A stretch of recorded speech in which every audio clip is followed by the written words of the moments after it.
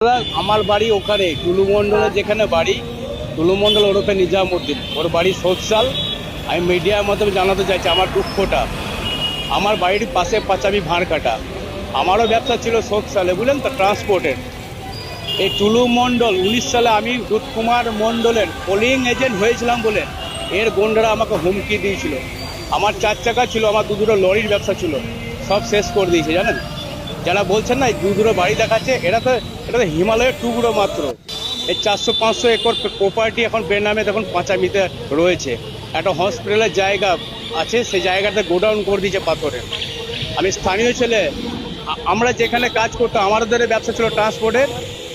যেখানে যেখানে যেত বেকারদের পেটে লাত মেরে দিয়েছে। সেখানে 400-500 কোটি টাকা 200 কোটি টাকা দিয়ে কাজ পেত, আর আমরা সেখানে কাজ করতে পারতাম না। সৎ উপায়ে আমরা বেকার ছেলে মিলে ওখানকার স্থানীয় সোশ্যালের কিছু যুবক, তারা সত্যি খুব ভালো, গ্রামের মানুষরা সত্যি ভালো।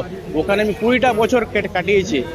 আমরা ব্যবসা করতাম, কিন্তু সৎভাবে ব্যবসা করার জন্য দেখতাম যেখানে কলকাতায় মাল দিতাম, আমরা হয়তো 1,50,00,000 এরকম ফাইন্যান্স করে আমরা মাল দিতাম, স্টোন চিপ সাপ্লাই দিতাম, ও সেখানে গিয়ে মাল দিয়ে দিত। বেকারদের পেটে পুরো লাভ।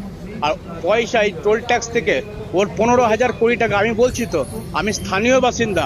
আপনারা বারবার বলছেন দুটো নয়, ওর অনেক জায়গায় ওর জায়গা দখল করে বসে আছে, বহু পয়সা। তৃণমূলের 12 সাল, শুনুন, আমি যেমন হিরো হন্ডা বাইক চালাই, 2012 সাল পর্যন্ত হিরো হন্ডা বাইক নিয়ে ও যাতায়াত করতো।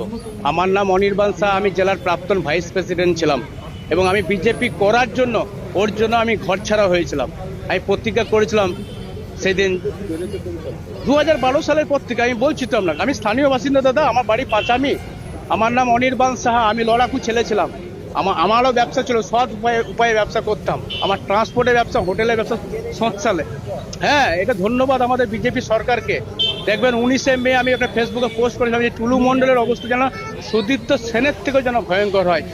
মানুষ আজকে খেতে পাচ্ছে না, বেকারত্বের লড়াই। আর এই টুলু মণ্ডল অবৈধ, সব থেকে অনুব্রত মণ্ডল, সব ভানুয়াতু দুবাই, এর বেআই যে বারিক বিশ্বাস, খবর নিয়ে দেখুন, এর প্রত্যেকটি 80-90টা জায়গায় সম্পত্তি লুকিয়ে আছে। এ তো দেখলেন সামান্য 25 কোটি 50 কোটি। আমি বললাম তো প্রায় 15,000 কোটি টাকা পশ্চিমবঙ্গকে শেষ করে দিচ্ছে এই ধরনের মাফিয়ারা। আমি স্থানীয় বাসিন্দা হিসেবে বলছি। টুলু মণ্ডলের ঘরে মেয়ের বিয়ে হলো, আমাকে দেখেছেন, আমি গিয়েছিলাম। তাছাড়া তো এই চ্যানেল চলবে না। যে কোনো মেয়ে মানেই তো আমার মেয়ে। পাথরের টাকা না কিসের টাকা আমার কি দেখার দরকার? পাথরের ব্যবসা তো কমল খানেরও আছে, নাজির মোল্লারও আছে। আমি আমার বলা ক্ষমতা, আমি জেলে আছে, আমি বলতে পারি। টুলু মণ্ডলের বাড়িতে তল্লাশি চলছে, আত্মীয়র বাড়িতে। দেখুন, আমি একটাই কথা বলি, বীরভূমে কিছু হলেই বলে অনুব্রত মণ্ডলের ঘনিষ্ঠ, তার জন্য আমি কোর্টে যাচ্ছি। আমি উকিলের সঙ্গে পরামর্শ করেছি, ইমিডিয়েটলি কেস করতে হবে। আমি যখন জেলা প্রেসিডেন্ট ছিলাম বীরভূম জেলা, আমার কাছে তো সবাই আসতো। কমল খানও তো দেখা করেছে, নাজির মোল্লা তো বিরাট কেসার মালিক, ও তো দেখা করেছে। আমাদের তাপস সিনহা তো কেসার মালিক, আমার যে ব্লক প্রেসিডেন্ট। স্বপন ঘোষ তো খড়িমাটি আছে, স্বপন ঘোষের সঙ্গে তো ভালো দোস্তি। টুলু মণ্ডলের ঘরে মেয়ের বিয়ে হলো, আমাকে দেখেছেন, আমি গিয়েছিলাম। সবাই তো গিয়েছিল।